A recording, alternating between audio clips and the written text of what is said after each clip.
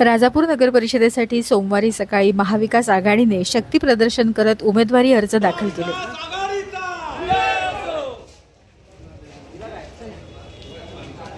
यामध्ये नगराध्यक्ष पदासाठी हुस्नबानो खलिफे यांनी उमेदवारी अर्ज दाखल केला आहे।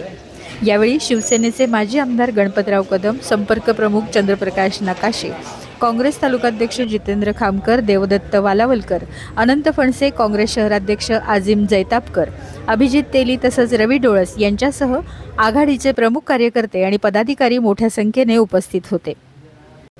दुपारी महायुतीकडून देखील आंबेडकर भवन ते जवाहर चौक अशी रॅली काढत जोरदार शक्ती प्रदर्शन करण्यात आले।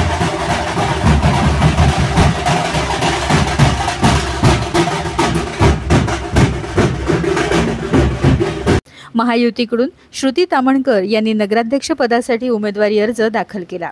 यावेळी आमदार किरण सामंत यांच्यासोबत अविनाश लाड, उपजिल्हा प्रमुख अशफाक हाजू, तालुका प्रमुख दीपक नागले, भाजपाच्या शिल्पा मराठे, अभिजित गुरव, ॲडव्होकेट यशवंतराव कावतकर, ॲडव्होकेट शशिकांत सुतार तसंच ॲडव्होकेट महेश नकाशे यांच्यासह शिवसेना भाजपा युतीचे पदाधिकारी मोठ्या संख्येने उपस्थित होते।